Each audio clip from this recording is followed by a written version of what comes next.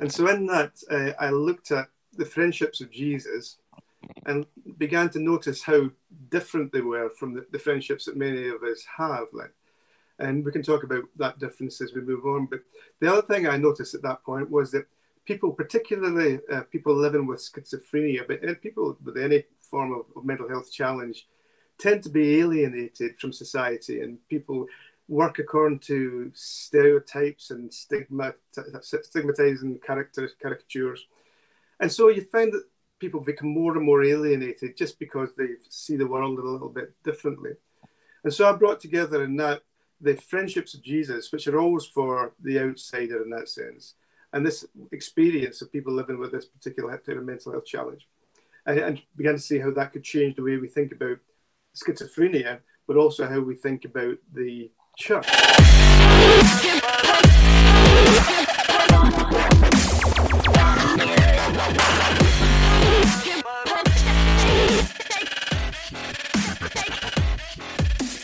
Well, thank you for watching another episode of the Jude 3 Project podcast. As always, I'm your host, Lisa Fields, the founder of the Jude 3 Project. And today I'm joined by a very special guest, Dr. John Swinton. Welcome, Dr. Swinton.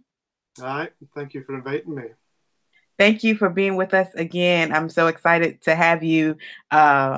We had to make some adjustments because of the time difference, because you're in, where are you? I'm in Scotland in the UK. Scotland. Yeah. For those who don't know who you are, just give them a little bit of background. Yeah, I'm a professor in practical theology and pastoral care at the University of Aberdeen in Scotland. So I've been here now in this university for 22 years. This is my 22nd year, so I've been here forever. I'm a dinosaur.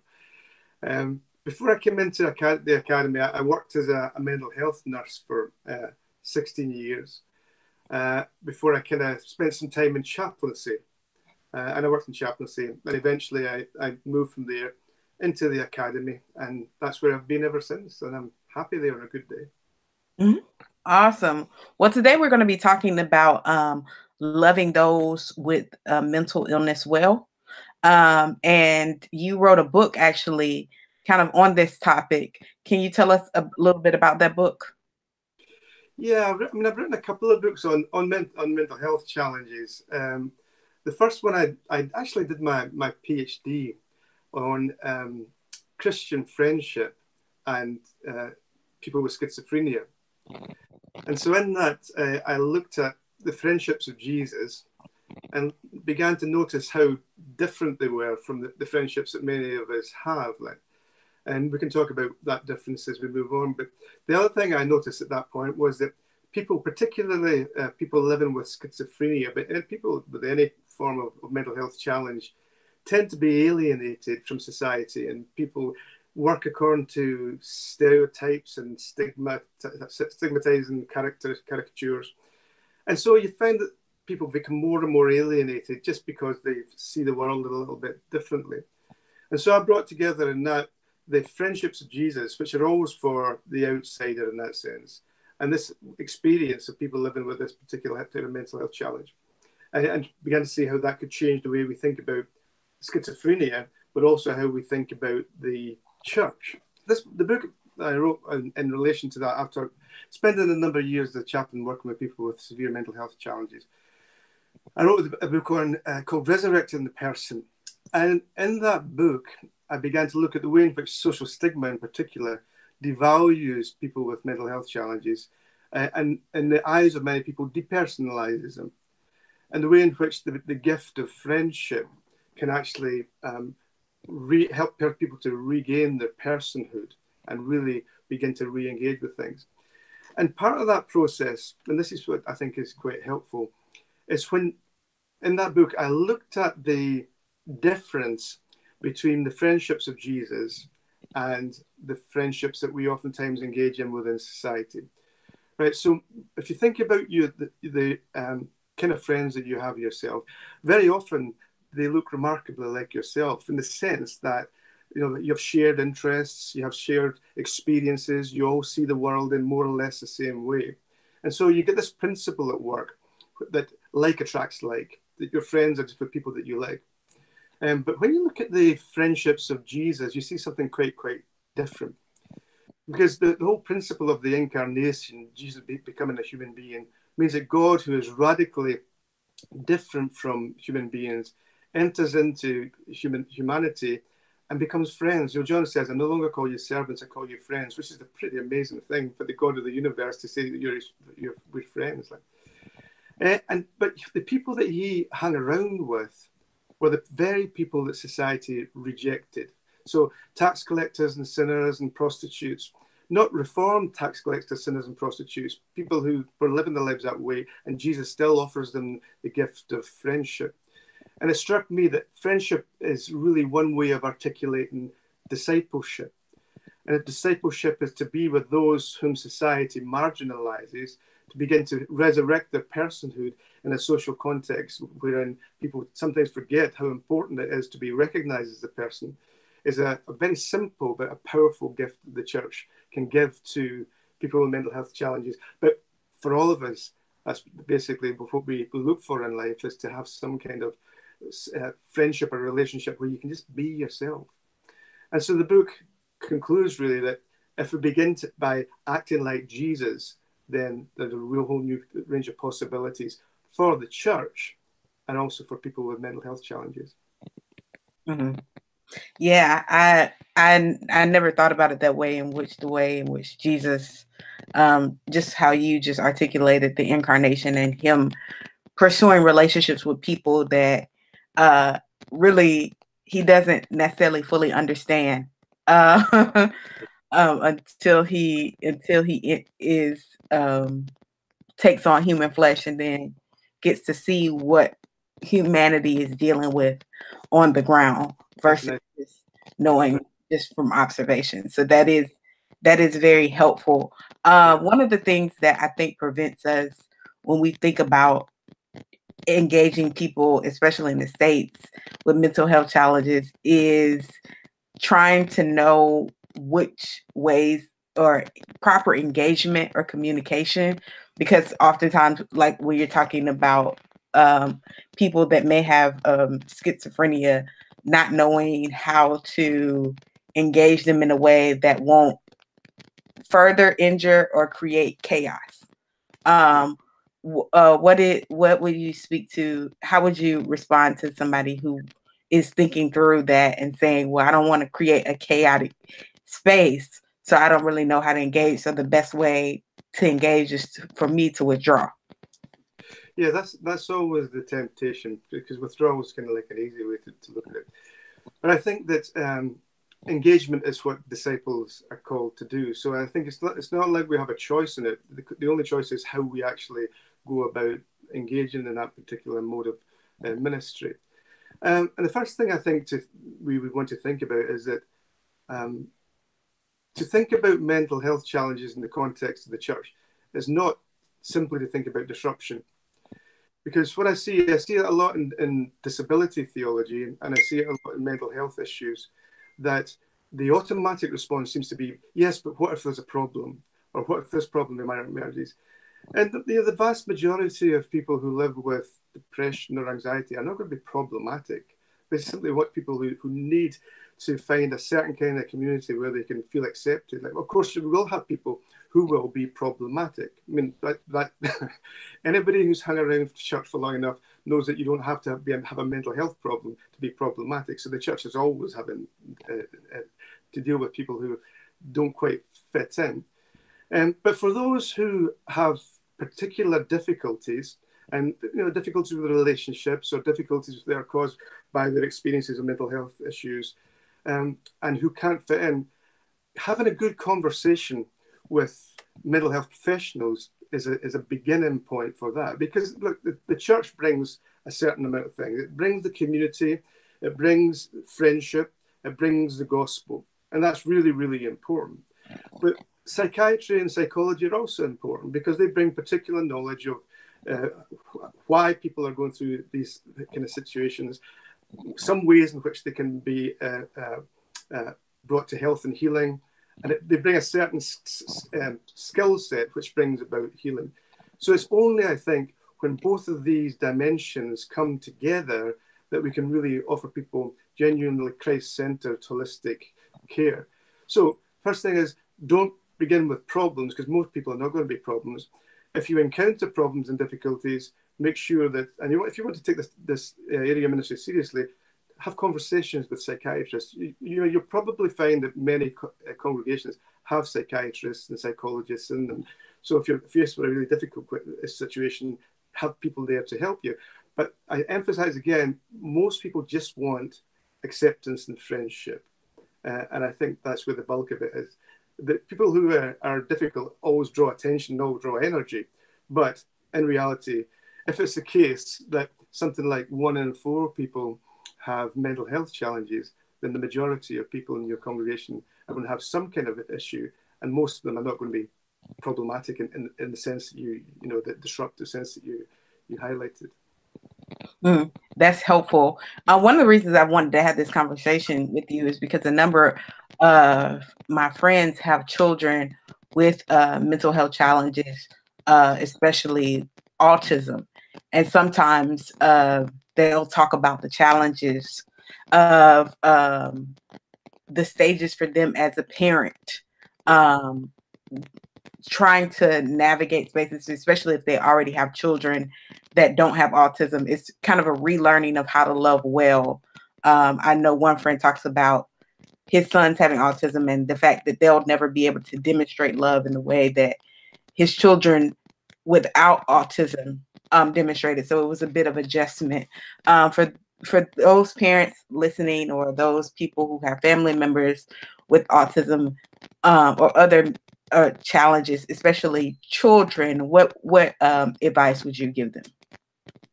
Yeah, I mean, I think I like that question a lot. One of the questions that we as a church need to ask ourselves, I think, is what is love and what does love look like? So we find John tells us that God is love. Right? So everything that we do is about the love of God and living into that. But very often we have a kind of romantic understanding of what love is. And so we talk about love as something soft and gentle and relational in the community. And a lot of these images we get from society and culture and media rather than from scripture, where it seems to be to love one another can be pretty dangerous work. But there's a really interesting article I came across not so long ago by a Mennonite theologian called Christine Guth. And she begins by stating that she used to have a kind of really romantic understanding of what love was, that it was community and relationships and all these things. And that's not to say that it's not, but that was the way she felt about it. And so she could never understand why her husband and her children didn't function in that way, that the kind of love that she was looking for and expecting wasn't happening in her family. And she was kind of mystified until she discovered that all 3 of them had Asperger's syndrome. And once she discovered that, she began to realize certain things, primarily amongst them, that love has a number of different shapes. And love in the context of Asperger's may not be the same as love in the context of somebody who has a romantic idea of love as Valentine's Day or whatever it is. And so she began to think that the way that she loves her husband is by making sure that the routine in the house is steady and rhythmic, that he gets his sandwiches in the right space within the fridge every day. By creating these kind of routines and recognizing that these are modes of love, she began to see that actually the romantic understanding of love that she had was nice and warm, but doesn't actually apply across the board. There are many ways in which we can love one another. Culturally, we may say that this model of love is better than this model of love. But in reality, the love that she discovered through interaction with her children and her husband was of a different shape, but no less meaningful. And it's interesting because when you look at the history of the Christian tradition, some of the most spiritual people, like the mystics, they weren't community people. They go out on their own and spend, their lives in the desert or on top of hills trying to find the love of God on their own, through flagellation, through punishing their bodies, all sorts of odd ways. And yet these were all expressions of the way in which they thought and felt that they should come to love God. So I think that the first thing, and this for the whole community, not just for families of people living with autism, is to recognize that love is a thick and a rich thing, and there's no single model, and that the love that you encounter towards your child and from your child may take a completely different shape and form from what you might expect it, but it doesn't necessarily mean that it's any less meaningful, and it's certainly no less important. Mm-hmm. Yeah, I think that's very helpful. What are some ways in which there's a lot of people that have friends that may be struggling with depression, or or family members that may be struggling with depression or suicide, and they're trying to communicate in ways that are effective, that will promote, that will not further injure? Because sometimes when we're engaging with people that may be battling depression, the ways in which we articulate some of our thoughts may further injure or push people away. So what are ways that which we could be better friends to people who may be struggling with things like depression, in which we keep the lines of communication open and not closed? Well, I think the first thing that needs to be done for all of us, and this is simple, is stop talking about depression in a flippant way within our day-to-day conversations. Right, so oftentimes you hear people, it's Monday morning, I'm feeling a bit depressed, and we use the word depression in such a way that it actually loses its power.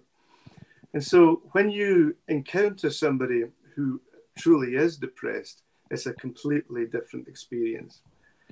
So stop using the expression depression outside of the context of people that are really depressed. It's helpful, because then you can take it seriously. Because depression, it's not a matter of just pulling your socks up. Actually, it's something quite different. In relation to what you could do, you have to be patient, and you have to be kind, and you have to have perseverance. So love, according to Paul's definition, is central to that. But you've got to understand. I've done quite a lot of research on depression, and I always remember one woman whom I talked to, and she described her depression like this. She said, "When I'm depressed, it's like I'm at the bottom of a deep, deep pit, and the walls of the pit are lined with some kind of slippery substance. I don't know what it is, but I can't climb out. And I look up, and sometimes I can see light, and sometimes I can see nothing but darkness. And all I want is to get out of there, and there is no way that I can get out of there." Then she says, when I'm well, it's not like I'm relieved. She says, it's like I'm walking around the edge of the pit, looking in and knowing that at any moment in time I could fall back in there. So even when I'm well, the shadow of the pit is always with me. Now, there's two things to think about in there. She says, when I'm at the bottom of the pit, all I want is to get out of there. Sometimes when we're talking about being with people with depression or various other kinds of things, we say, all we can do is to sit with people. And that's true, and that's a very good thing to do. But for her, she wanted to get out. She didn't simply want somebody to jump down and sit with her. She wanted to get out. And the way that she got out of that was through medication. So medication was important for her because it reconnected her with life, with herself, with others, with God. So it was a kind of a spiritual process for her. So she needed presence, but she also needed the presence of mental health professionals.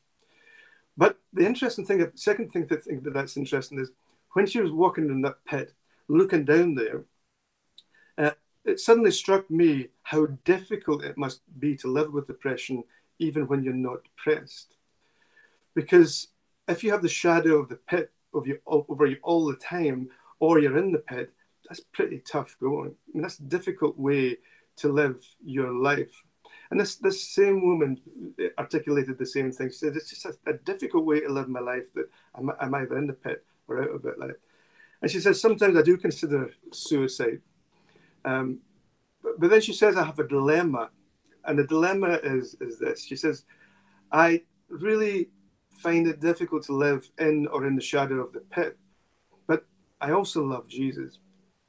And so I can't do what I really want to do. And that sometimes frustrates me. Sometimes I get angry with God about that. But that's just as it is. And again, if you want to think about that, that sounded to me a lot like the Psalms of Lament. That sense that, yeah, this is absolutely terrible. And the Psalms are real structure. So most of them, not all of them, most of them go like this. It's absolutely terrible. These terrible things have happened. God, you've been unfaithful to the covenant. My enemies are against me. But then right in the middle of the psalm, something changes. Suddenly the psalmist recognizes God's unchanging love. And when the psalmist recognizes that, everything changes. The situation is still horrible, but he recognizes God in that, and he goes on to worship. And for this particular woman that I'm thinking about, it was very much like that. That in the midst of the difficulties she had, she did find God. Other people don't. And so Psalm 88 ends, darkness is my only companion. And that's just how some people think sometimes. That's just how you feel. So I think another thing that we can do that's helpful is to get into the habit of reading the Psalms and get into the habit of learning how to lament faithfully, because lament's always prayer. And if you have these habits, then that can be a way of giving language to an experience that really very often people don't have language for. Because when you're in that pit, there's no words for it. But the Psalms begin to at least give us a possibility of talking positively about devastation. Mm-hmm. Or talking hopefully about devastation. I think that's very, very helpful. For some, I think there is, and I could be wrong, there is depression that kind of comes from maybe just that's always been present. And then for others, there's depression that comes from situations, especially in times of the loss of a loved one and grief. The loss of a loved one, maybe not because of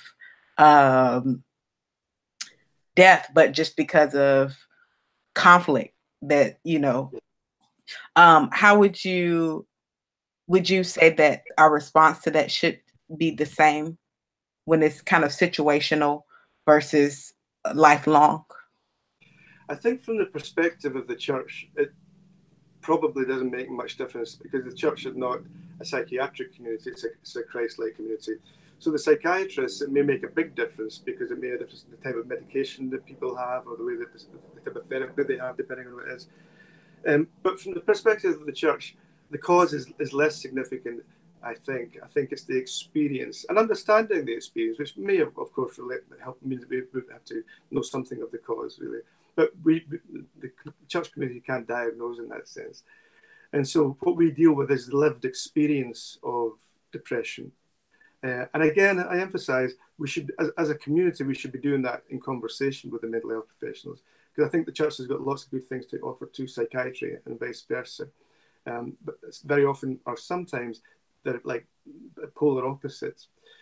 But what the church offers is, well, primarily Jesus, but it offers a safe community. It offers a possibility of friendship, and it offers the ongoing hope in the midst of some really horrendous situations. It doesn't offer happiness.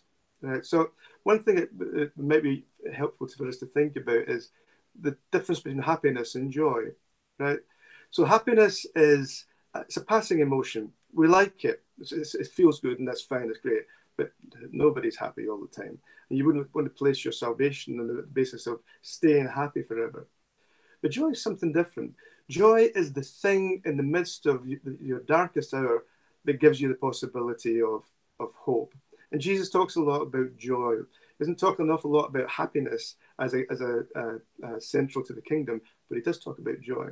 And I think that's what he means. Like, even if you're in that deep, dark pit of depression, there's still the possibility of joy, even if happiness seems to be ridiculous. And actually, many people living with depression don't consider it a loss of happiness. They say happiness is something apart from depression.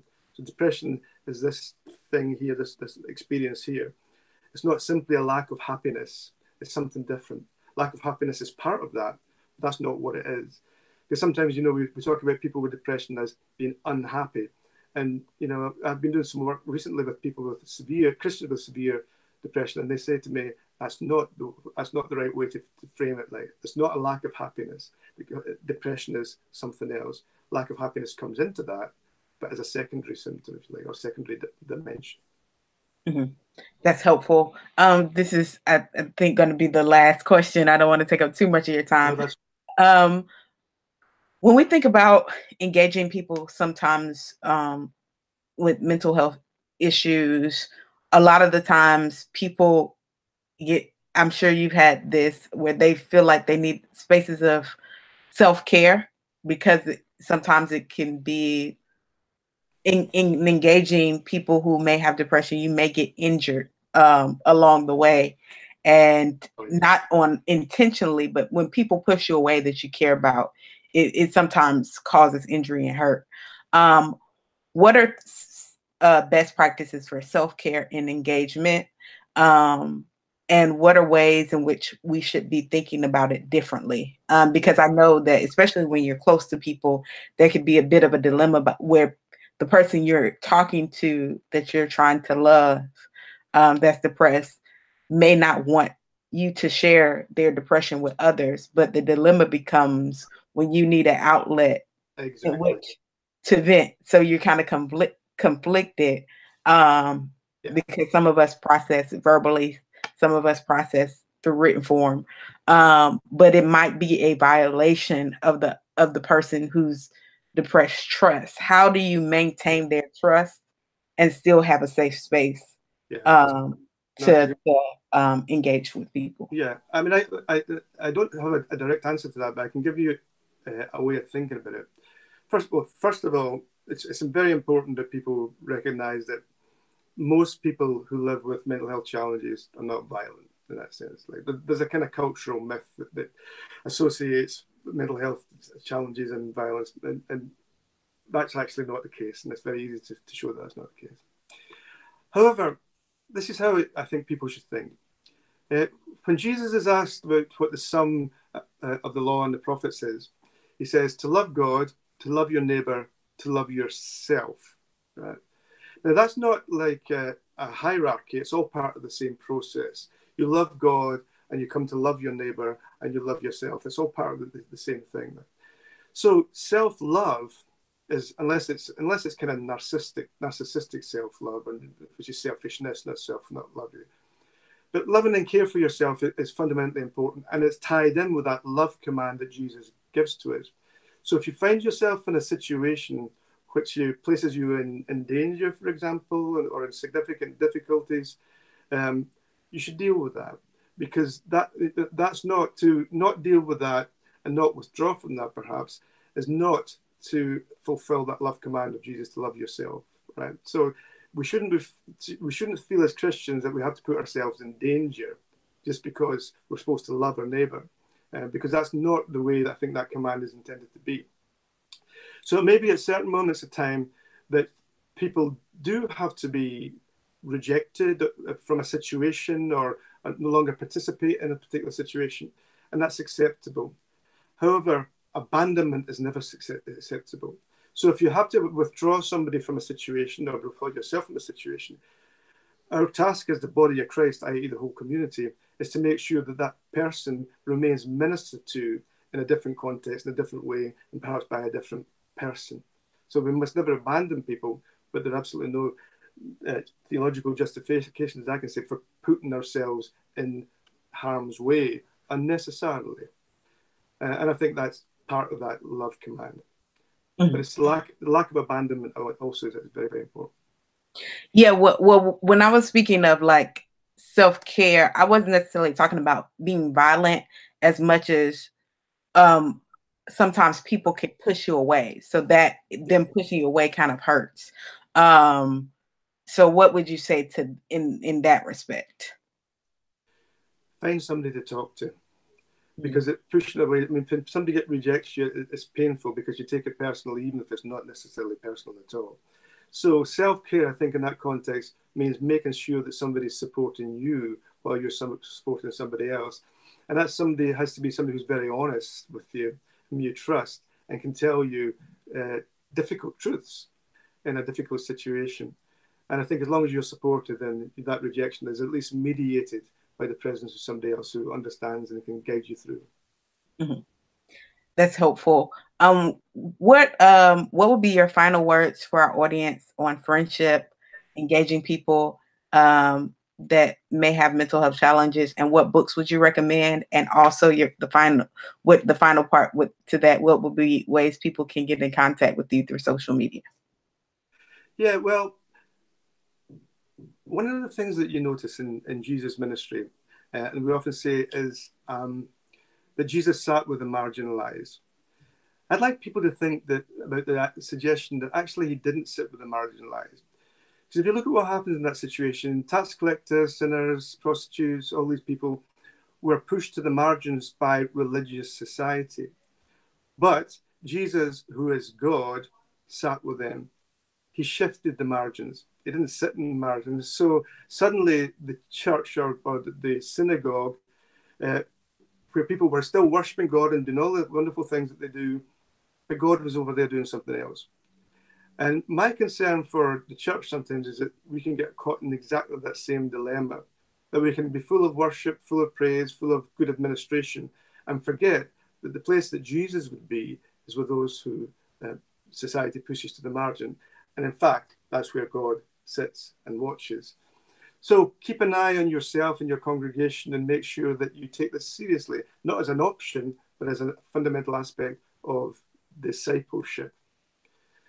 In terms of books to read, there's a number of good books around, but there's a little book that you might find useful that I wrote at one point in time back with Jean Vanier, who some of you may know founded the L'Arche communities for people with intellectual disabilities.